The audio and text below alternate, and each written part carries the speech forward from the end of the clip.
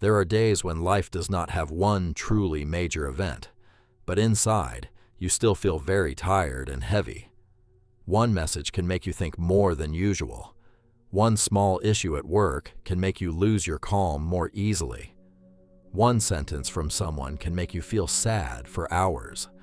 And when too many things pile up at the same time, you begin to feel as if you can no longer control your own emotions. But emotional control does not mean you have to become cold, that you are not allowed to feel sad, that you are not allowed to feel tired, or that you must always be strong in front of everything. No one can stay completely calm in every moment. The important thing is not to erase all emotions. It is to learn not to let emotions decide all of your words, your actions, and your entire day. When life becomes overwhelming, the easiest thing to happen is that you react too quickly. You reply while you are angry. You make decisions while you are afraid. You give up while you are tired. You say words that hurt someone else, even though deep down, you did not truly want that. And later, when you become calm again, you realize the problem may not have been that big, but your reaction made everything feel heavier. In this video, we're going to talk about how to build emotional control when life feels overwhelming, how to focus on what you can still control, how to pause before emotions pull you too far away, how to create a quiet space for your mind, and how to learn to do less, but do it better. If you found this content helpful, take a moment to subscribe to the channel. This is a place where we learn together how to live with more calm, think more positively, and be kinder to ourselves each day. And the first thing to regain your calm is this: do not try to control everything. Begin with what is still in your hands.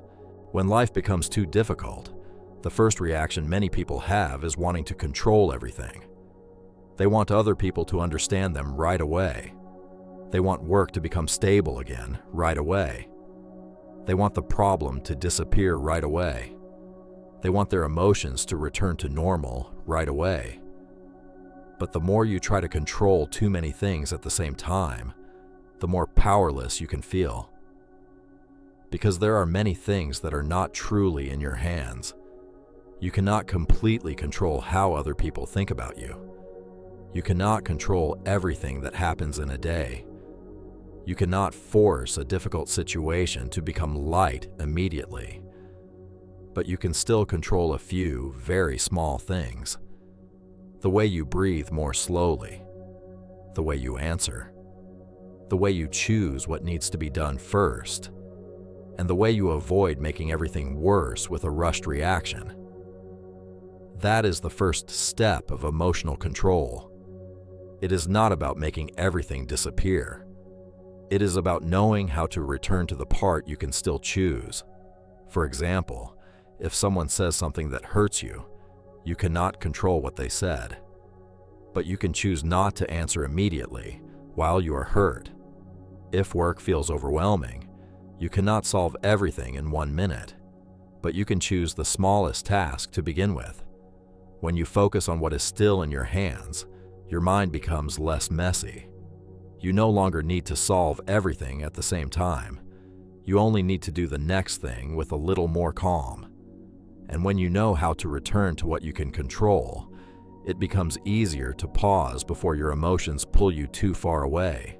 After you know how to return to what you can control, the next step is learning how to pause before your emotions pull you too far away. Because when you are tired, sad, or under pressure, it is very easy to treat your current emotion as the whole truth. One small problem can feel like something very big. One sentence that does not sit well with you can make you react more strongly than usual. There are moments when you do not truly want to get angry, but because you are too tired, you say harsher words than you normally would. There are moments when you do not truly want to give up, but because you are under too much pressure, you begin to think you cannot do it anymore. There are moments when you do not truly want to become distant from someone, but because you are hurt, You reply more shortly and more coldly than usual. These reactions are very normal, but if you let them lead you for too long, you may make everything more confusing. Pausing does not mean suppressing your emotions. It simply means giving yourself a short moment so you do not make decisions while your emotions are too high. You can put your phone down for a few minutes. You can step outside and breathe. You can say, "I need to calm down first, then we can continue talking."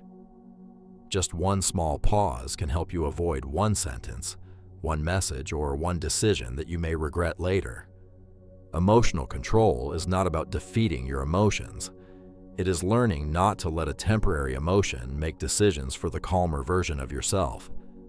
When you know how to pause at the right time, you are still being yourself. You are simply giving yourself a chance to respond with more calm and more clarity. And after you learn how to pause, the next thing you need is to create a quiet space for your mind to rest. When life becomes too difficult, your mind is often tired not only because of the problem itself. It is also tired because too many things are making you think at the same time. Messages, work, social media, other people's words, unfinished tasks, old stories that keep returning inside your head. Before you even get a chance to rest, you already have to keep thinking. Before you even get a chance to calm down, another thing appears and pulls you away. That is why emotional control is not only about knowing how to respond at the right moment. It is also about knowing how to create a quiet space for yourself each day. That quiet space does not need to be very long. It can simply be a few minutes without holding your phone, a short walk, a moment sitting quietly and drinking water, or a few lines you write down to see what has truly been making you tired today. Many times, we do not need more advice right away. We only need enough quiet to hear our own thoughts again. When everything is too noisy, even a small problem can feel much bigger. But when you give your mind a chance to rest, you begin to see things more clearly. What truly needs to be handled, what can wait, and what is not worth losing your calm over for the entire day. Creating quiet space is not running away from life. It is how you return to yourself before continuing to face life. You still have responsibilities. You still need to work, reply, and solve problems. But you do not need to do everything while your mind is messy and your emotions are overloaded. When your mind has a little quiet, your emotions can also begin to soften. And when your emotions soften, you have more strength to choose what truly matters. That is when you begin to realize, sometimes, to live more calmly, you do not need to do more.